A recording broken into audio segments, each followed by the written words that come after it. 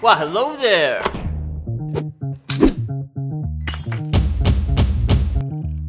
It's just me and the world's best tasting vodka. My man, John Salley, Spider. Yes. Man, thank you so much for being here, brother. You know I didn't realize we never sat down. No, we never really sat down and had a conversation. I mean, we've had nothing but respect for each other and some good times in short periods of time, but we've never sat down. But before we start, Spider-Man, we gotta have a little toast here to this. This is nice. Yeah, man. What is this? This is purple. This is the Neff with you, and you play with purple and gold on. Yo, I love it. I'm just so wondering. you'll be all right with this purple and gold. It's just Neff vodka, of course. Yes. And I can't remember everything else in here, but whatever it is, my boy Luke, who normally hooks it up, it's on fire. Let me tell you, I got I was at Mastro's when I met your boy, and he said he was with Neff Vodka, and people say they're gonna send you something. Right. The packaging Isn't that was off the chain to the point where I almost did a post for free. Almost posted it. Almost. And then I caught myself and realized, I do this for a living. But this is some of the best vodka. Now, I'm going to say, because I sold a wine for a long time. And then, I know you don't know this, but I was in Whiskey Advocate magazine because I'm a Scotch drinker. Okay. Whiskey. And I was not drinking white liquor. I was just trying all the browns. Right. From the boogie down. And they say brown will make you frown too. Yeah. And what happened is I tasted that, and I've tasted vodkas before. And once you taste it and you hit your tongue or whatever, you're like, all vodkas taste alike after a while. This was dope. So I saw him again, and he sent me another one. So I said, I got to do this show just so I can get another case.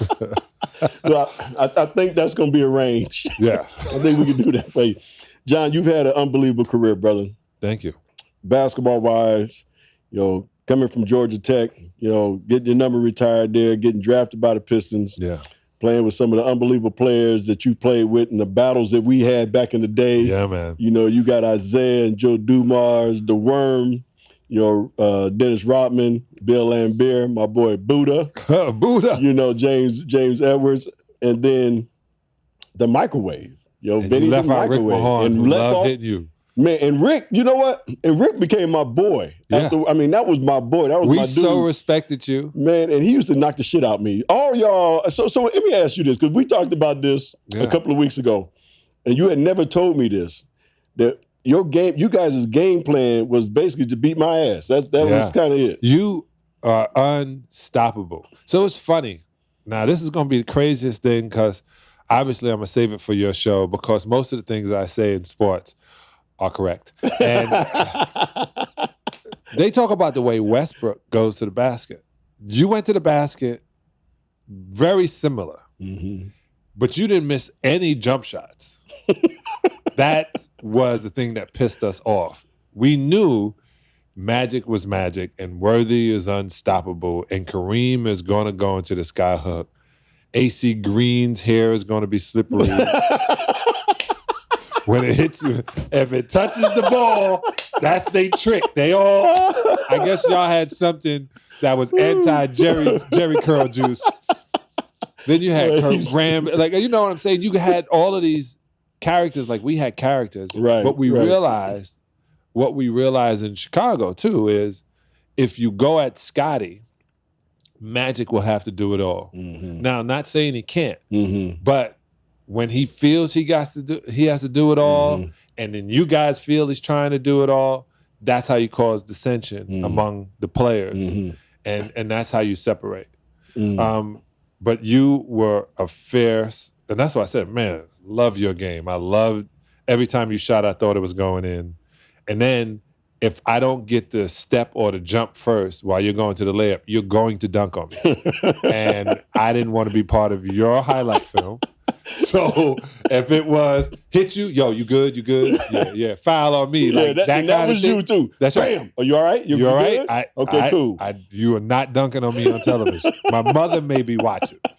Michael Jordan got me and was like, yeah. And I try to like hurry up and take the ball out. Man, I got back to the neighborhood. They go, Michael got the spider. I was like, oh man. Yeah. I still play a high school game.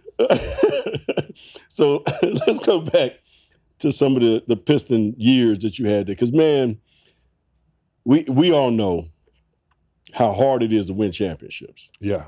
And you guys had to go through, Chicago, then Boston, and, right. before you finally got there and were able to get through. The years you spent in Detroit, were those some of the best years in your career? Because you guys seem, not only, what reminds me of us a lot is you guys seem so together as a group. Yeah. You guys had so much fun with each other, but you also kept each other accountable. Tell us about some of the days in Detroit. See, in Detroit, what I can say to me, or as a player, when you're on a team, you think that's the team you're on. Right. And you have time to develop, but in the pros, you don't. No. But you're under the illusion that you're developing into a player. Because if something happened, you say, well, next year, when the coach says that and you go, okay, I'm going to be here. If guys knew how many of them were on the block every day, they would stop saying, they would stop picking the team and saying whatever. They would just go to work. Mm-hmm. And if you just went to work, that's good enough. They'll keep having you come back to work. In Detroit, we all believed that we got this far and they made us say, hey, next year we're going to go here. We may add something, but we're not taking anything away. Mm. So guys didn't have to worry about getting traded. They did, but we really didn't know that. Mm-hmm. And so once we lose to Boston in '87, in Game 7 when Vinny and AD hit their heads, we realized we can beat them. So our whole thought was next year to beat them. And in order to beat them, we have to, focus more on having home court advantage. So we do that. And then we're going against the Lakers, and everyone is saying, you guys have no place here. So in our brain, when we lost, you know why we lost? We didn't have home court advantage. Mm. And that same nucleus of guys are coming back because that's the way the team made us feel that we were all together to get to this point. And we made a choice that this was the group to do it. Nowadays, man, you don't know what they're thinking. You don't know if they're just trading you for money reasons. And remember when I came in, my contract was big. I had $230,000. Shoot, you can tell me I didn't have no money. That was per year. Per year. Yeah, exactly. Yeah. Right. Dudes are spending that now on cars. Per day. Yeah. Right. There's a guy with 10 cars and 6 of them cost what I got paid my whole year is the way I look at it. And they don't even drive. Right. So I believe those early years were, and it was training. It was me learning Adrian Dantley's professionalism, me seeing how Isaiah dealt with the media, me not wanting to deal with the media like Bill Laimbeer, but understanding Bill would take all the darts. The crazy thing is I'm the youngest guy on the squad, and I'm on the party scene. Right. But the difference is I can party and play. A lot of guys can't do that. Yeah. They can't do that. I didn't drink, snort, smoke. I didn't do any of that until I still haven't snorted because I was Len Bias's best friend. So I never, ever had a thought to do cocaine. He did enough for me. Yeah. And him. Yeah. So there's a joke in there because I make jokes. I make a joke of reality, but like he definitely was my barometer on what not to do. And I didn't smoke weed because I believed the hype. And then I didn't drink because my father was alcoholic. So all I like is women and playing basketball. And then I found out how much of a monster I was. So I started, drinking a little bit. No. Real quick, though, I want you to go back. I mean, this is totally us just talking because you mentioned the name Len Bias. Yeah. And I saw Len in high school. I saw Len in college. And I was like, oh, my God. Yeah. The people out there that don't know Len Bias, first of all, you Google him, go look him up. But give them an idea on how good this kid was at the University of Maryland. Yeah, I did I narrated a podcast that, they got these new audio podcasts like listening to the book, but you're hearing it from the different voices. And so I narrated some of it through. I sucked at it. It's something I have to literally practice in my acting world. But I narrated, and I didn't feel I did a good job, but we cut it up really well. And Len Bias changed the world. Check out. In 1986, we get drafted. He's number 2 to Boston. I'm number 11 to the Detroit Pistons. But we're sitting next to each other. We with each other the whole time since we were in high school. And he's 6'9", 185 pounds with 2% body fat. He jumps 39, 40 inches off the floor and shoots the long ball and is the most talented player in the ACC.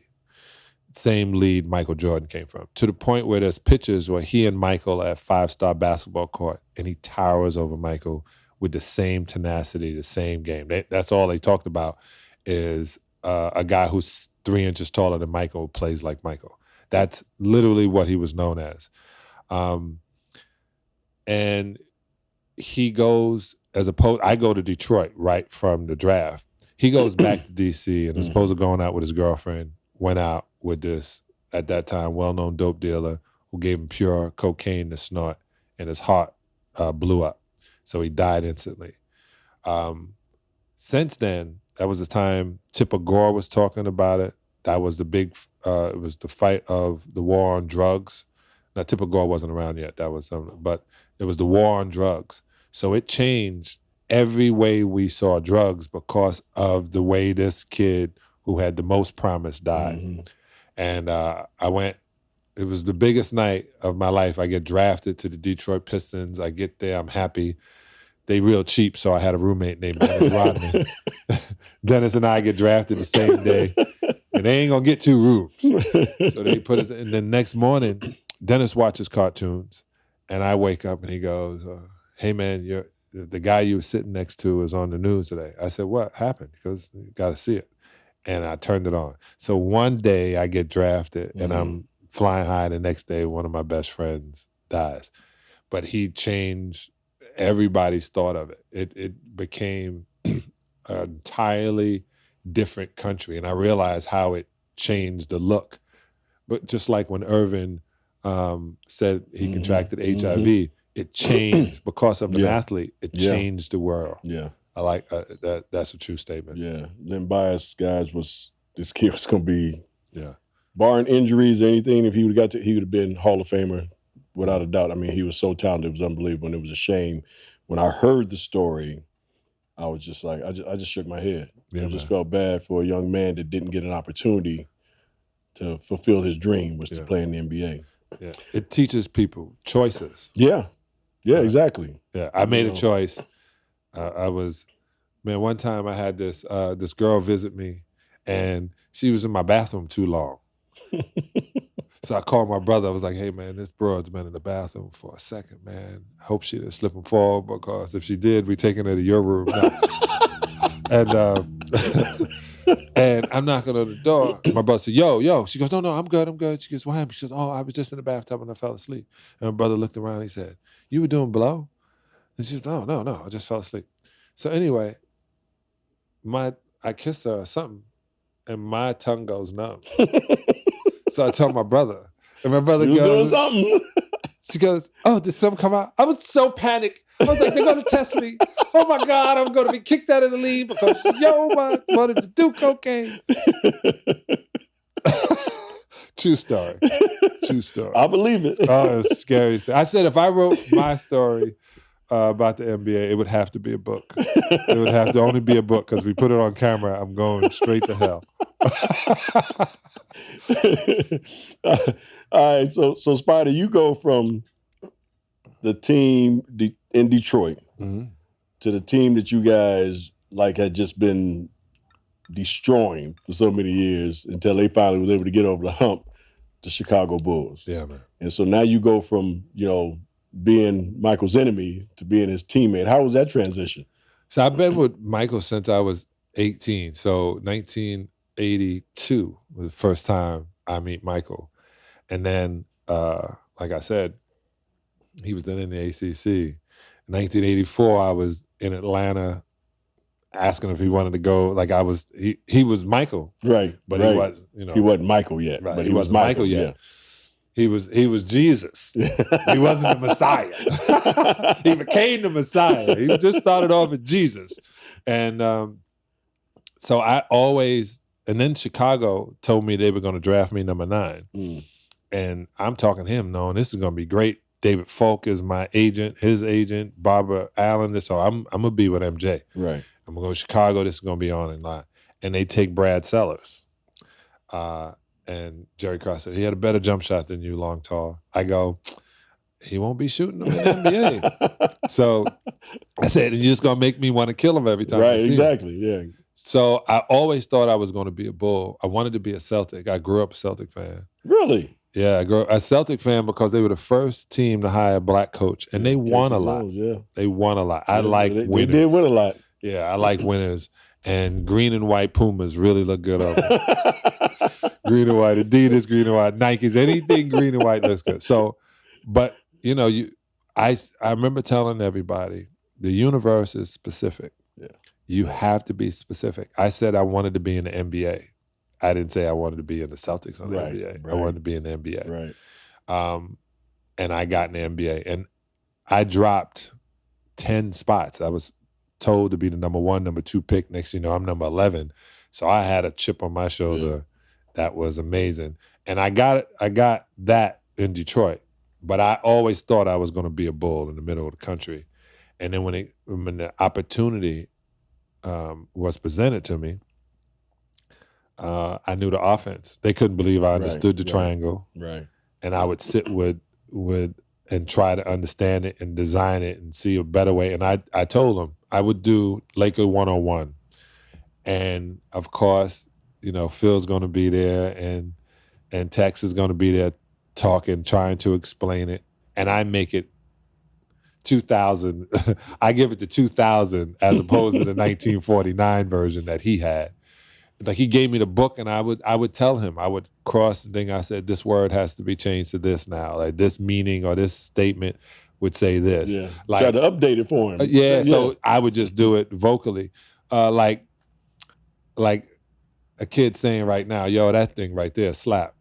And you'd be like, what? Yeah, right. What's that? And it's groovy, it's bad, it's dope, it's slap. It's like you got to keep up with the vernacular. Right. And I did, and I think I loved being around him. I was against him in college. I loved the Bulls. I loved Chicago. Mm-hmm. Great city. And then everybody else, Right. You kind of have to when you're a Laker. You know what I'm saying? You're in a different. It's like being a Yankee. Yeah. Like once you get the pinstripes or once you put on that gold. Like my brother called me. I had a picture in the yellow in the home uniform, and he goes, "How does it feel to have all that yellow running down your back?" You a yellow back now. And I used to say that when we used to have to hate you guys mentally. I was like, Jerry, I've been this color was made for me. So you were there at a pretty good time. Yeah, I was there, the best team ever. Yeah, Yeah, no. 1980. We won 72 games. No. The best team ever was still in purple and gold. But I'm talking about. Not according to the record. Well, according to record-wise. Record-wise, best team ever is Golden State. Yeah, they didn't win the championship. Right? As we know, best team, best regular season record, great, that's fine. But if you don't back it up by winning the championship, it don't mean shit. It doesn't. It don't All mean the shit. other games don't mean It don't mean shit. And Golden State found that out, that it don't mean shit. Y'all backed it up. 72 wins, you win the championship. Then you go to L.A., you get to play with Kobe and Shaq. Yeah, man. And you know, they butted heads a little bit, as we all know. Yeah. So tell me how that experience was, though. Well, this is the deal. I'm watching. It's 1999, and they were on the NBA was in a lockout. Yes. And so I'm realizing I don't have a job. I'm done. And so I see Lonzo, and I'm realizing, yo, I'm in Miami. I should just come back, right? Pat Riley always wanted to coach me anyway. Mm-hmm. I should just come back. Mm-hmm. And he goes, nah, man, you know, the way these practices are. And I didn't, you know, I'm looking at Lonzo. I said, dude, I know you don't like me, but I'm about winning. Like, you take the court stuff personal. I don't. Right. And I think they went with Stanley Roberts. And so I'm watching. Bad choice. I know, but it was 99, and you guys had J.R. Reed, Shaq, Kobe, what's his name? Kurt Rambis was coaching, and the guys lost. Rick Fox was there, wasn't he? Everybody. Rick was there, yeah. And I said to Phil, out of the blue, I knew he was in Montana. Somehow I got his number. Mm-hmm. None of that makes sense that I had his number. None of it, right? Because I wasn't close to the dude. And I called him. He said, "What's up?" So I said, "You watching the game?" Yeah. I said, "You're not going to let these guys not win a championship, are you?" He goes, "What are you talking about?" I go, "If they had the triangle, they'd be unstoppable." Mm. I said, right now, it's easy to play them. Put two people on Shaq and one person on Kobe. The other guys are afraid to score. I said all this.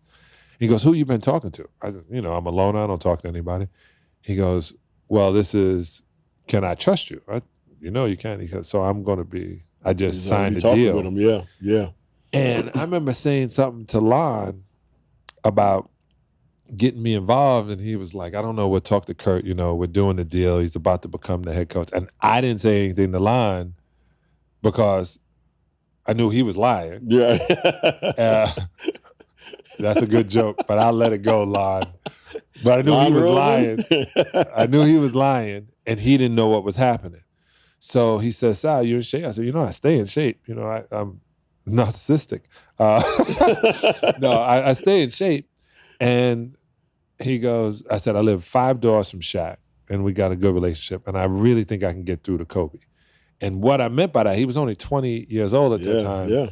I realized that his teammates weren't connecting to him because they didn't see, I'm a seer too, they didn't see it. I had already seen Michael at this point. Yeah. So I saw what was happening. Yep. And I would hang with Kobe, man. I was in the studio with him. We would go TGI Fridays. We would watch tape. I would sit by him on the plane. And it was because he's a European, not because of him, who he is. He was raised as a European. Right, Europeans act different than American blacks. Right. European blacks weren't slaves for long. Right. They don't have. I said for long. Yeah. They stopped being slaves in the 1700s. We were still rolling. Hostility in them like we do, huh? Right. The cop pulls them over in London. They go, "What are you doing, bloke?" Right. Yeah, a little bit different. Yeah, he was a European. He was a European kid, and I got along. But I watched Shaq submit to Phil Jackson is what was needed. Mm-hmm. He need, "All right, coach, whatever you need me to do." And I saw Shaq do that. It was like I did Bad Boys with Will and Martin. Mm-hmm. Mm-hmm. And Bad Boys 2, Michael Bay, one of the greatest directors ever, wanted this shot when they was turning the corner. I think he shot it 72 times. There was no words. It was just Martin and Will walking and then turning the corner. Michael kept shooting it because it wasn't right. And so I'm looking around and I go to Will. I said, "What's up?" He goes, "What's wrong?" I said, "Nothing." "Nothing. It's a good shot. It's a good shot." 2 hours to get this shot. Just them walking around the corner. No one else saw what Michael Bay was seeing. I didn't, to this day, I was thinking, what was it? And then I saw the movie, and it needed to show, he needed to have the scene show before any words was done. He needed you to feel what was about to happen. He needed you to pick a side. And I didn't know you can do that with a camera. But he did it.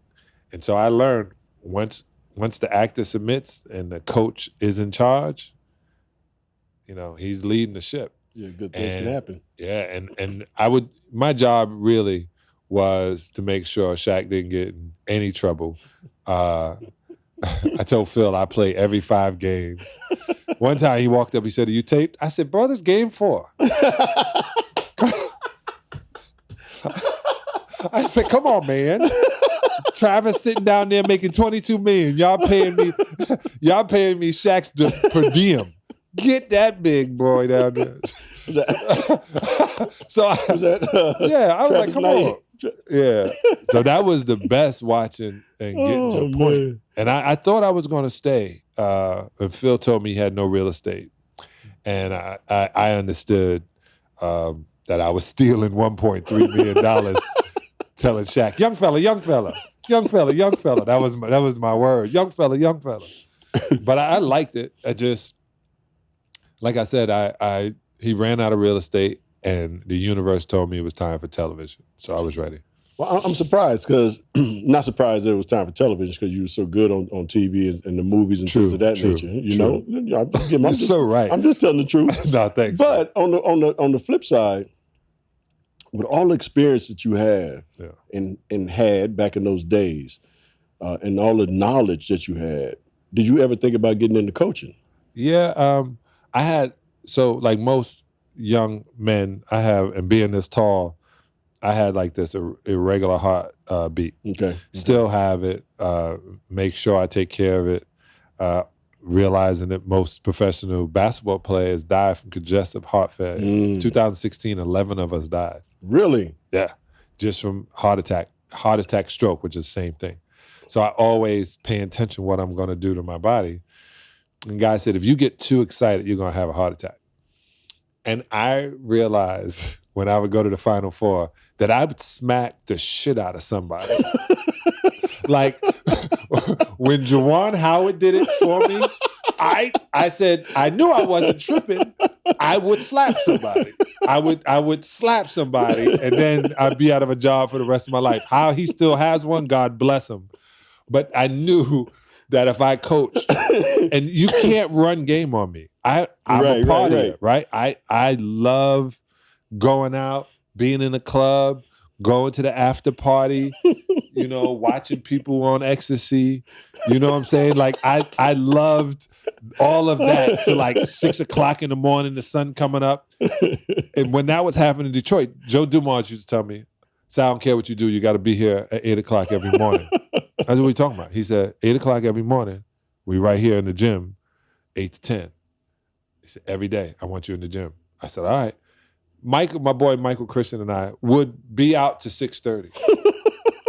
I look at Mike, I go, hold on. I go in there and look in the trunk. We got our practice stuff.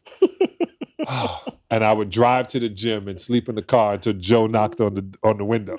Then we would get up, go in, put on my practice stuff. And he's like, can y'all like at least goggle? And we were doing all this thing for 2 hours. We'd go, and Joe would get dressed, put on a suit, and go to his office, which I didn't realize he was such a businessman. And I would have to lift weights and do all these stretching things. And then I would go to sleep at 1 o'clock till about 6. Have dinner, right back to the club. Well, I had the schedule figured out. I had the schedule figured out. I see. You can't come into a game and be like, oh, man, shoulder, Right. I'm look at you and be like, I don't care what you do. You better be ready to kill. Take a pill. Yeah, do something, right? Take a pill, get shot, whatever it is. I don't want to hear any of your residue get in the way of what we're here to do. Oh, bars. Yeah, that was the purple and gold motto. You put that purple and gold uniform on, you better be ready to perform. I don't care what you did last night. Yep. I don't care how late you stayed out. You better be ready to perform. And y'all practice harder than we do. We practice hard as hell. As you know, with Pat Riley, we practice hard as hell. Chuck Daly, God rest his soul, Detroit, was more detailed. We did a lot of 2-minute drills. What would happen with 2 minutes down 5, 2 minutes down 7, 2 minutes down 12. And what we needed, 2 minutes down 12. So you're only going to have the ball 4 times. Right. In that, what are we going to get to 12? Boom, boom. We would run the 3-point shot, run the 3-point. And I see guys doing it now, and I go, wow, Chuck already had us in the brain. Yeah. Yeah. If Chuck we knew. need to, we got to run a play that runs this 3-point shot. Yeah. So Chuck Daly, like you said, rest his soul, one of the best coaches ever in the NBA.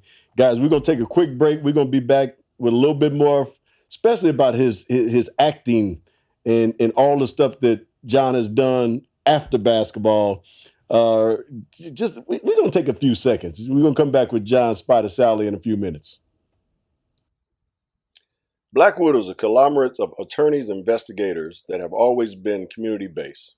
They started from a personal traumatic loss, and that has spiraled into a platform from human dignity and rights. When they say there is no chance, Black Widow will take matters into their own hands and will find a way to rectify the wrongs and produce positive results beyond any boundaries while also paying it forward. Black Widow handles motorcycle injuries, car accidents, trips and falls, all criminal matters, family law, workers' compensation, restraining orders, and all other legal matters. In an industry where money rules and basic given rights are overcome by greed, they strive to make it about humanity by repeatedly educating and informing the masses as to their rights.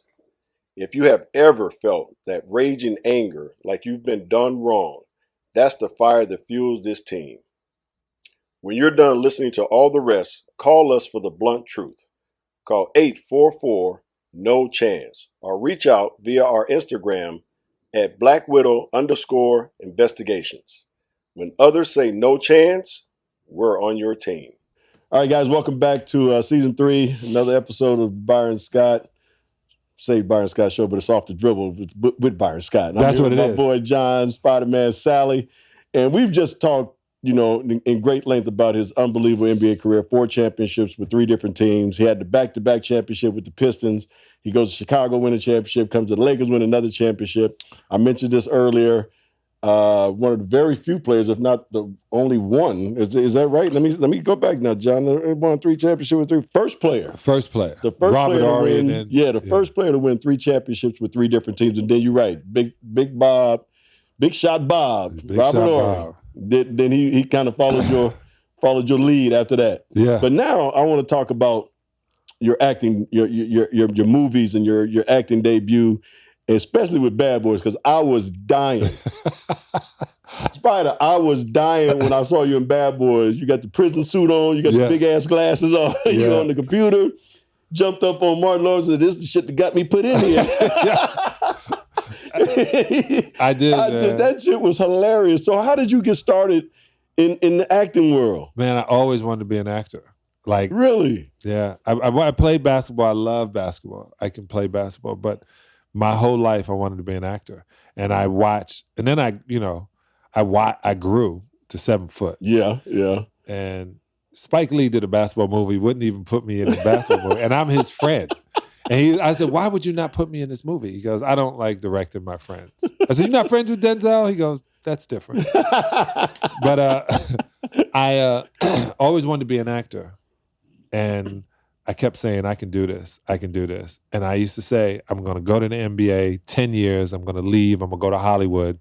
I'm going to do what Roundtree has done. All the O.J. Simpson, all the bigs, Kareem. I'm gonna do movies, and in order to do it, you have to literally sacrifice. I got in Bad Boys because Michael Bay, great director, directed my Nike commercial. Okay. And when I went to visit Martin, and Martin was mad at me because he had introduced me to his fiance, and the first question was, "You got a prenup?" And he was pissed, man, that I said it in front of her. And I said, "Hey, man, sit back." Wait a minute. So that was your first question? That was my first thing. Hey, man, this is Pat. This is my boy Sally. How you doing? You got a prenup? That's exactly how I did it. Exactly. And because Sinbad did it to my wife and I. He said, "Y'all got a prenup?"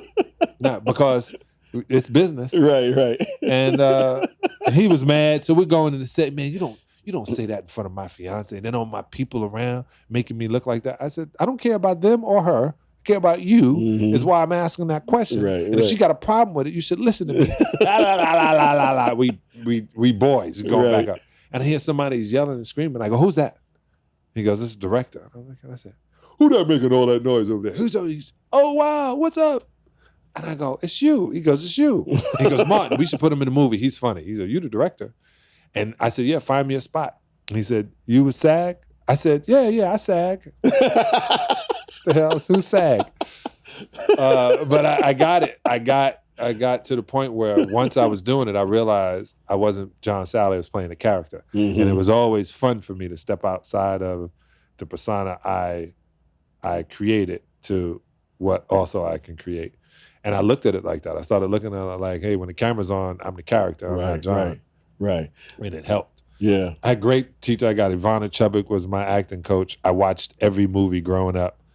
I got a new movie out right now on Disney Plus called Sneakerella. Oh, Sneakerella. And Cece and I saw it the other night too. Oh, yeah. Matter of fact, the night that we saw you at Pump's, at Layla Pump's birthday, yeah, and you told us about it then. Yeah. We watched it the next day. And you were surprised. I was. It was because really everybody good. thinks it's a It was kid really movie. good, right? It was really good. I said, and you play a dad. You all cool and everything. Yeah, but, you got your little dog. I mean, it was really good though. yeah. My cousin said, so you wasn't acting. Right. That's how I acted with my daughter. I was like, you Right. want to do something, you got to, I literally in my brain said, wow, this is the first time, not the first time, but this time I have to totally be that guy. And I've been that guy and I'm that guy. Right. So it was easier for me to get to it. And B. Scott, let me tell you, I was MC Johnny T in the mass production crew to the point where my brother used to have to tell me, there are no 7-foot rappers. Right. Focus on your left-hand hook shot. I'm leaving high school. I got my rap tapes. I got my Kango on, my Gazelle, my big chain. I think LL Cool J before LL Cool J. And my brother said, there are no 7-foot rappers. He was right. He was right. He was right. So I always loved it. And so I got to live out my dream of being on stage, performing hip hop. But the best way is I got to watch it. Because I done stand up. I stood in front of the stage. I host a bunch of things. Right. There's nothing like an entertainer that has to use their voice. My hat is off to every entertainer, especially the ones who are physical. Prince, Michael Jackson, Beyonce, James Brown. That physical run across that DMX used to do. That's, right. And remember your rhymes? I couldn't. It's the hardest thing in the world. So now I'm gonna go from Bad Boys to another one of my favorites, Eddie. Yeah, I you love was with that. my girl, Whoopi Goldberg. Yeah, man. I was like, first, you get to play a role that you used to. You play in b-ball, but you get to talk to her as a coach or whatever. How was that with Whoopi? Because she seems to be, and I met Whoopi years ago, but she is such a down-to-earth person. Yeah. She literally helped me in so many ways in this life, and she saw I was serious about it too. When it came down to Malik Sealy, God rest his soul, played like the star. Which I thought that's the role I wanted to play. And she goes, nah, you want to play the older player. And I was like, well, I know I'm 5 years old. She goes, nah, this is the one the audience is going to like. And I was like, oh, okay, I play that role. Let me tell you how crazy it was. We would act all day. And after, I always wondered what they did. 12-hour days. Well, for people who don't know, they watch what they recorded. And the next day, they send them out as dailies. These are our daily cuts of the best cuts of what we've done. So it may seem like a 10 to 12-hour day as an actor. It's a 16-hour day to the director and producer. So after that, I would go to the dailies. After we would shoot during the day, I would go watch the dailies. And they go, what are you doing? I said, learning how to do this. So I would be in front, hear what the director was saying. I would look at when they were saying, oh my God, we got to do this again. Did you not see that light on the backside? Are we going to be able to edit? And I pay attention to everything. Like I looked how wonderful this set is.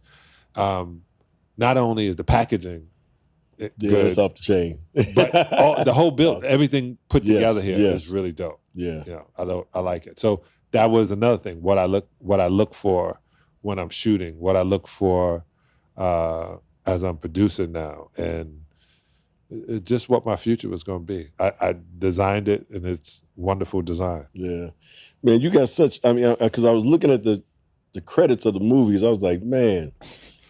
You got Eddie, Confession of a Shopaholic. You got Black Dynamite. Yeah. Black Dynamite. Let me tell you. Black Dynamite was one of my. I played a pimp. Again, my name was a 7-foot pimp. Yeah, but you had me sitting down. My name was Kotex, and it was Arsenio, Brian McKnight, and I had a scene. Yeah, and it was a trip because Brian McKnight and I had a scene that we made up. We told them, hey, we got this scene we want to run. And they were like, what are you talking about? He said, we've been working on something. And they didn't know that we know that you can do that. They put the camera on us. And Brian and I do a scene. My boy comes from the back and goes, you got them nervous in the back. They were like, we might have to involve them more into the movie. Because they were like, oh, we're just going to go with this one scene. Hey, they really putting it in. And Brian, like me, even though we did something else, we wanted to be respected that we were taking the art serious. Right. Yeah. I also did this movie called Coast to Coast with Richard Dreyfuss and Judy Davis and Selma Blair, and directed by Paul Mazursky. And Paul Mazursky was in Blackboard Jungle with Sidney Poitier in the 50s. So I was knowing who these people were, and I was happy to be around them. Man, I tell you what, you've had unbelievable career, not only basketball. I'm talking about in the movie industry. Yeah. And I know music. And music. Yeah. But I know you're gonna do more movies. So you got any projects right now that you're looking at that you're about to jump on? Yeah, I have a meeting next week with Disney. With Disney Channel, and I have it hopefully with Netflix, if that's still on. I have a series called 360, and it was a movie that I've had for a second, and I had the writer break it into 8 episodes, but he literally had to break. I think we have 32 episodes, so each season, and I already know the ending. Like, that's the best part about this. The ending is so off the chain that it pissed people off. And I love cliffhangers like the Italian Job, the original one. I love the F. Gary Gray one, but the original one was a cliffhanger. Yeah. I love old way of making film. I don't know if I can get new kids to sit longer than 85 minutes without Thor being in that mother. But I do have them. I got them set up, and it's a trip. No one really holds a gun. I didn't want to remake movies that promote the negative stereotype of black people. Yeah. But I wanted to, not saying a gun is a problem, because if I had made Snatch, with Brad Pitt and those guys, like that kind of movie, certain things happen, but not because they're black. Right. That's what I want to make. I want to do what Tyler Perry is doing. He's my barometer. Yeah. That's a pretty good mentor to have. Yeah. It's Tyler Perry. He's Tyler Perry is what I want, and anybody that has anything negative to say about Tyler can kiss my entire ass. And I would say that for him, in front of him. I've been around him since the plays. And for people not to acknowledge or to literally take your hat off the way they do Jay-Z, you should be doing that to Tyler Perry. No, I agree 100%. I mean, I have never had a chance to meet Tyler, in person, but hopefully one of these days I will be in a room with him and tell him how much I appreciate what he has done for the African-American community and the movies that he put out there. And Medea is a damn fool. It's one of the funniest roles ever. Oh man, I mean, it's it's hilarious. And when people we ain't got to get, put a dress on, it's funny. That's all. Yeah, it's funny. And you got to respect that, right? You know. So I love Tyler Perry. Yeah, I think he's unbelievable. Yeah. Last thing, well, it's going to be two things, but this thing is something that you started a long time ago before it was even sexy. Yeah, the cannabis business. Yeah. So tell the people about, because you got into cannabis business years ago. Yeah, I got in. So I didn't smoke until 2000. I was playing for the Lakers. I was in Sacramento, and playing in the finals, and somebody convinced me. Okay, this broad was so fine. She said, "I need some weed." I need some Let's weed. go back to the beginning. Let's go back to the basketball, women. Yeah, basketball. So I smoked this joint, and she's this hippie chick, and she was like, "Yeah, you know, right here in front of the governor's, in front of the Capitol, smoking weed. We are establishing ourselves." Now I didn't know the Capitol was across the street from the hotel. I'm just thinking the girl is cute, right? Girl is cute. I got time. You got time. I can be sneaky. And my left leg became a right leg. And I'm out there doing yoga. I got no pain. I'm like, wow, this is amazing. What do you mean governor's capital? I was like, bro, you got me smoking weed in front of the governor's mansion? And the hotel kept getting further and further away. But I slept like 8 straight hours. And I don't sleep well. Mm-hmm. And I didn't have any pain. So I get down to the bus. I'm last. And I get on and I say to one of my teammates, I go, what was that? They go, Sal, I told you that's the chronic. I go, y'all smoke that every day? Like I'd be in the NBA till I was 40 if I knew how to take care of that. Right. Like, you know, I'm chewing Advil like M&Ms. Yeah. Destroying my kidneys and liver, not knowing it. So I really went in the first because it was helping me sleep. Mm-hmm. And then I realized I should sell it. Mm. And my daughters, you know, smoke weed. And, you know, so they don't get dry. I said, as opposed to us buying it, let's go into business. There's 50% of, at one time, of the CEOs were female. My daughter was in the top 50 women in cannabis. So she's a CEO. I'm the CVO, Chief Visionary Officer. Mm-hmm. I already know what's happening. And then I decided just to take a camera and follow us. So I got cameramen with the same cameras you have.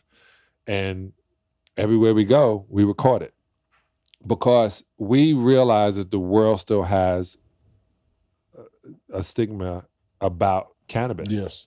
Pothead, this, that. Yep. So we decided, hey, why don't we get rid of the stigma and destigmatize cannabis by seeing, one, as a family business, two, how you do it, how you start generational wealth, how you embed in your children hard work, entrepreneurism, all of that everyone is doing. So I was able to push that narrative with my daughters. Right now, I'll pitch that show and they'll get to see it, or I'll come out on a website. We're doing a deal in Detroit, Nevada. It's still the Wild Wild West. Mm-hmm. It is a hard business. It's a hard business because the different regulations, they want all the weed to taste the same. Mm-hmm. So we grow in Jamaica. I took her to her farm in Jamaica. You see how I put that? Because I realized I didn't want my brand as John Salley to be obituary that's one thing. Mm-hmm. Mm-hmm. I didn't want it to be as a basketball player. I didn't want it to be as just an actor. I wanted to be a producer and a director and a cannabis owner and a health and wellness guru. Mm-hmm. And I want all of those things. I don't want to be detailed. So it's her company, and it's a tough way to go, but it's a good business to build up, and you learn how all your papers have to be in order. You learn how to literally sales. You learn payola. You learn growing. And every 60 days, you got a crop. Mm-hmm. And some crops may be crap, but you still got to put it in your package. So it's very detailed that you don't want crap crops. Right. Because you got 4 crops a day, a month, a year. So you don't want to run into that bad situation. Yeah. And then I realized I didn't want to grow it. And then I figured out to become a packaging company and a marketing company and a television company to market this brand of finding like strain hunters. And I find somebody who grows 100 pounds, 30 pounds, 20 pounds, buy that. If that's at the quality, and put that in the package, at least your customer would know they're getting a great product. And you started this how many years ago? My boy went to jail, just got out in December, 17 years. A lot of people were doing it the wrong way. Right. I stepped away. I could have been, like I said, in the wrong spot. I kept saying, we can do this legally. Right. I said, y'all can do this legally. Man, this is legal if you just do this. Right. And so I started in 2005.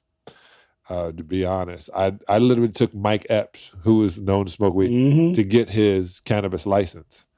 Is that right? Yeah, I took him to the spot, to the doctor, got his license, to his first dispensary.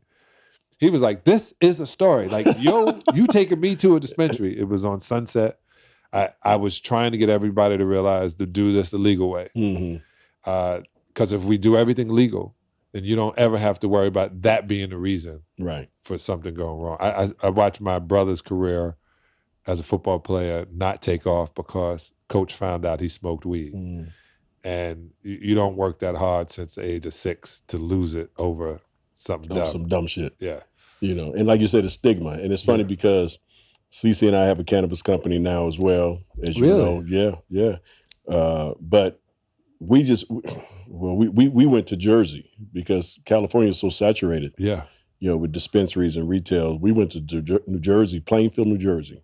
I've been to Plainfield. Water's terrible. Yeah, well, the water might be, but the weed won't be. So we will be opening up our first retail store in February 2023. Wow. And we got a dispensary in Plainfield too, but it's 130,000 square feet. So we will have 15 different flowers that we can kind of, Let me tell you, bro. So you guys should hire South consultants because that's what we turned our business into. You should literally hire us to tell you some things before February. We will. So this is the deal. My first dispensary. All right, now I'm telling myself. You get me in trouble. No, because you going to end up talking to my boys Kirk and Rich are my two guys, right? Let me tell you. You're going to end up talking to them so we can make sure that we all straight and we got everything, going the right direction here. 2007, this guy brings me into the dispensary. But, I spoke at the NSA.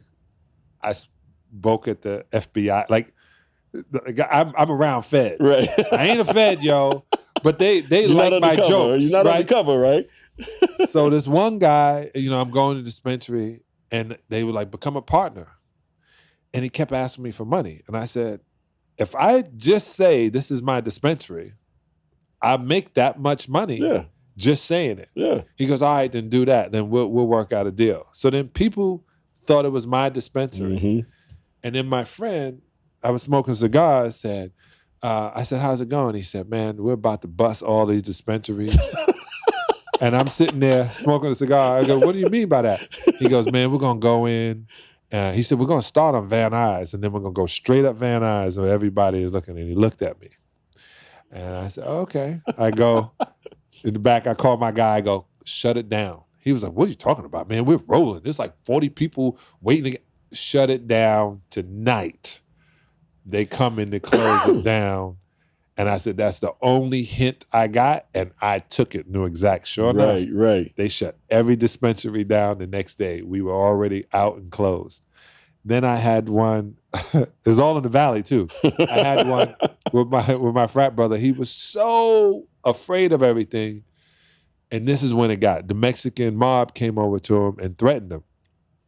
And he goes, man, the Mexican mob came in. I said, what do you mean they came in? And they told me that we had to do it. I said, what did he look like? I don't know. I said, those cameras don't work? Yeah. Put the camera on. Right. He was like, yeah, but I don't want to get involved. I was like, nah, dog, he just running game on you. Sure enough, we started a thing called Cloneville because he started it, called Cloneville. It was easier to sell clones than to sell weed. The way the dispensary is designed, when you walk in, everyone thinks, oh, it's supposed to look like this. No. There's a reason 7-Eleven looks like 7-Eleven. There's a reason the counter is where it is. There's a reason why. Trust me on every single thing. If you make your place similar to 7-Eleven, you'll have as many sales. Because people are like sheep, right? If to prove it, they told us 6 feet apart. And everybody was doing the 6 feet thing. They were telling you, everybody wear a mask. And people, they follow what they're told to do. So if you push them into a path and you emphasize what you want them to buy and what you want to sell, you'll sell it. Because they want to get in and get out. Right. They don't want to and we want them to get in and get out. Yeah. They don't want to sit back. One of the best places I've ever been in was in Denver, where they take the thing, the guy looks at you, he looks at your ID and he looks at you again, and you don't know. He's like, you're trying to see through me? No, they're getting the camera shooting over his shoulder. Getting a good look at you. Then he goes, okay, go in. And you walk in, and it's like, it's almost like, in Target or in Marshalls, you walk in that circle and you pick up things as you get closer to the, she said, I don't know why I have all this stuff. It just Did you get closer to the counter? Closer to the counter, all that stuff they really want you to buy, that's the way it should move. And you should explain it, let them see it and smell it, but not touch it. So they should see it in the magnifying glass, turn this side, smell it, feel it, hear what this person has to say, know what you want to sell. If you want to sell more indica that day, just like if you were in a restaurant, high-end restaurant, and you were dealing with somebody, you don't want your waiter to say, here's the menu, what do you want? You want the waiter to say, well, the chef has this. Because when the waiter reads it off, that's an extra $50. That's an extra Sounds 50. good. Right. Oh, man, I'll take that. He's in the back now. He only made a certain amount of them. Right. Selling you what they want to sell you. Yeah. Well, see, guys, if you are opening up a cannabis business, South Consultants LLC. Let me help you out, brother. You can call him up. I done been from the rooter to the tutor. Believe me, we're gonna talk. Yeah, I got like I said, I got some people. We doing some things, so we're gonna have to talk a little bit more. Yeah. But guys, I want to thank my boy John Salley, my brother. Appreciate you for coming out, man. Tell your wonderful wife I said hello. I will do just that, brother. Believe me. And guys, this is another episode of Off The Dribble with your boy B. Scott, my boy John Salley, 4-time NBA champion. Get it right. Movie director, movie actor, host. We didn't even get to the shows he's hosted, because he hosted you hosted Basketball Wives and all that, so we didn't get to that, but y'all can always find John on some network. Believe me, he's going to be around. But this is another episode of Off The Dribble with your boy Byron Scott, guys. Until the next time, peace, be good. We'll talk to you soon. Salud.